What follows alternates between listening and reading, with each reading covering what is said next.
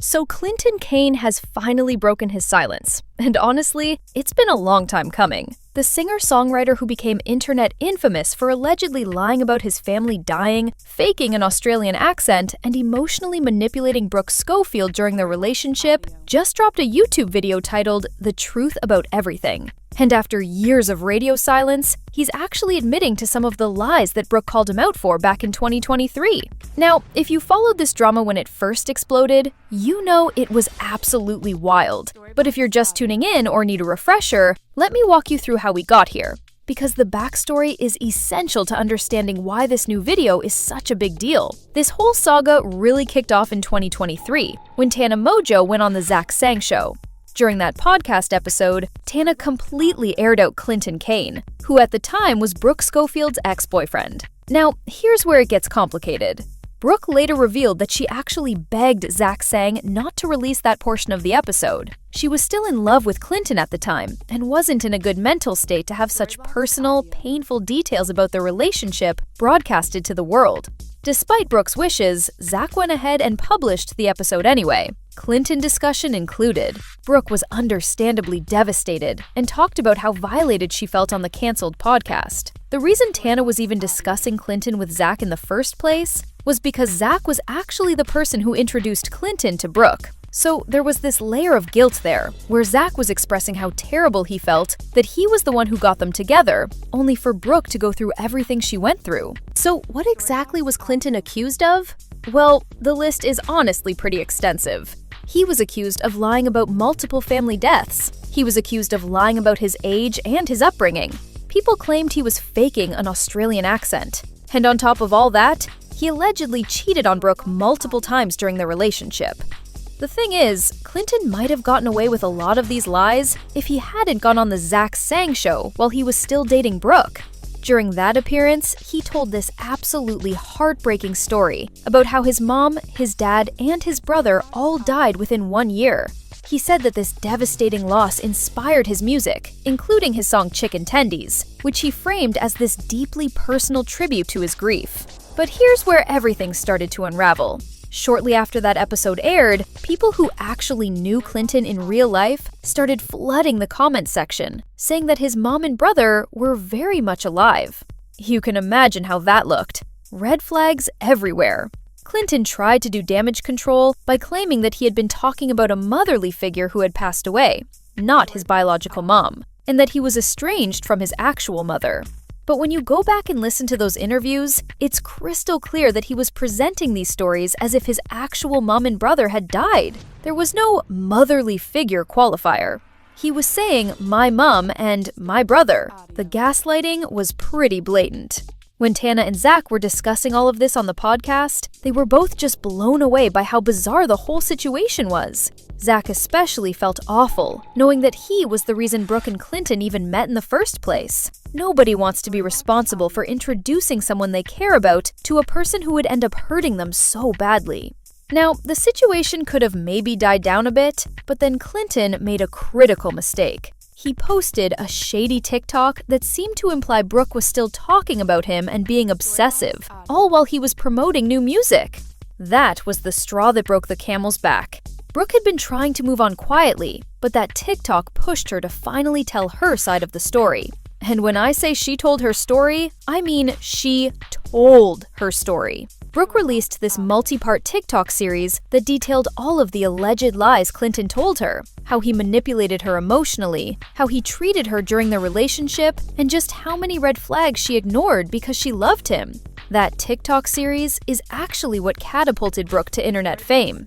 Before that, she had a following, but those videos struck a chord with millions of people who had either been through similar situations or just couldn't believe what they were hearing. The comment sections were flooded with support for Brooke and absolute disgust toward Clinton. Clinton did respond.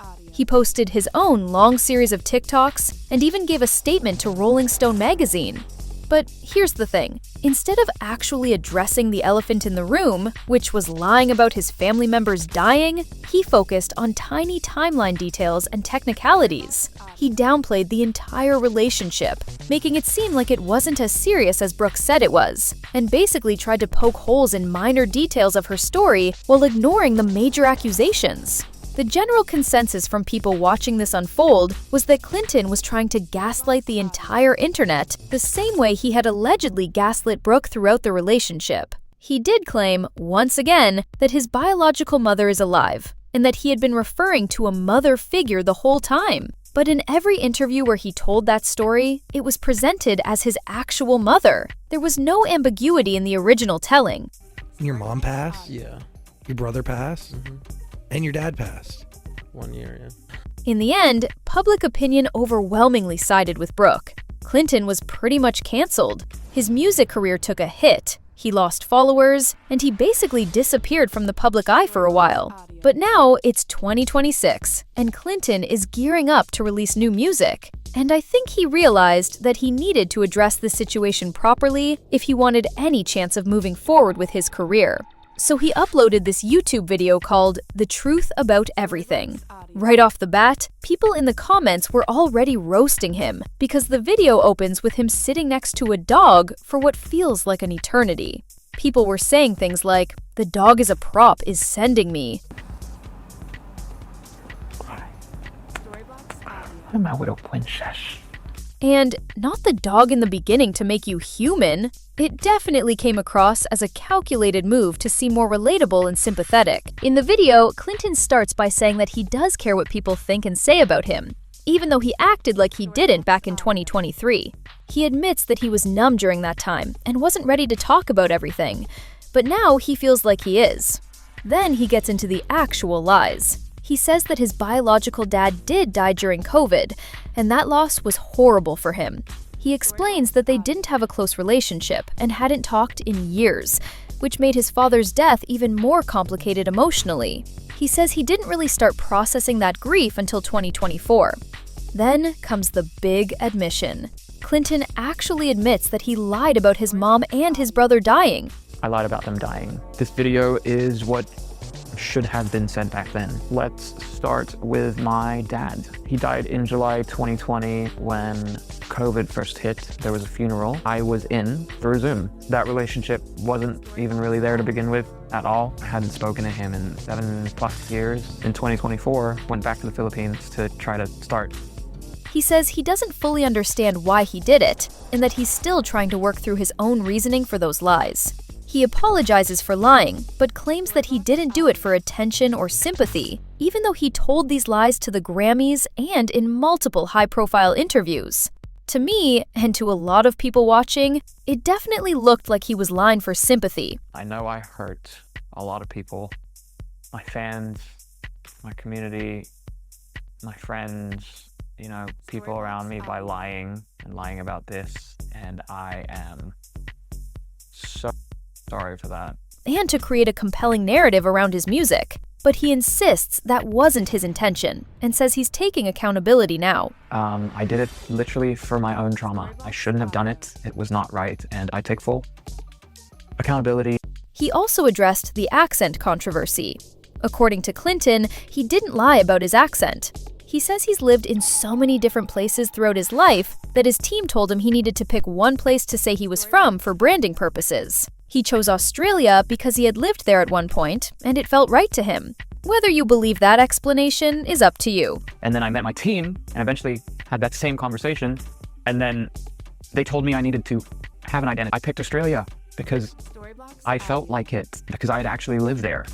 Toward the end of the video, Clinton apologizes to everyone he's hurt in relationships and acknowledges that he lied about things he didn't need to lie about. He attributes it all to trauma and says it was a coping mechanism that developed from moving around so much as a kid. He says he got into this mindset of, if I lie, it doesn't really matter because I'm moving away soon anyway. He wraps up by saying that his songs and music are the most honest parts of him, which, let's be real, feels like a pretty convenient thing to say when you're about to release new music. But he says he's tired of carrying all this weight and wants to move forward. So how did Brooke respond? Pretty gracefully, actually. She commented on the video saying, "You know what? I'll take it." She also posted a TikTok that said, "Touching grass because I don't have another 14-part series in me," which I thought was hilarious. And then she posted another TikTok to the song War Is Over with the caption, "I'm a lot of things, but I ain't a liar." People in Brooke's comments were saying she should feel so validated because Clinton finally admitted to the lies she called him out for years ago. Someone commented, "It should be a holiday, like Brooke Schofield Vindication Day or something." Another person said, "The world has never needed you and Tana's commentary more." Brooke replied, "I refuse to be rage-baited in the big 2026. Tana Mojo also got in on it. She commented, "Good day, mate," on Clinton's video, which is obviously a dig at the Australian accent situation. She also made a reaction TikTok to the whole thing.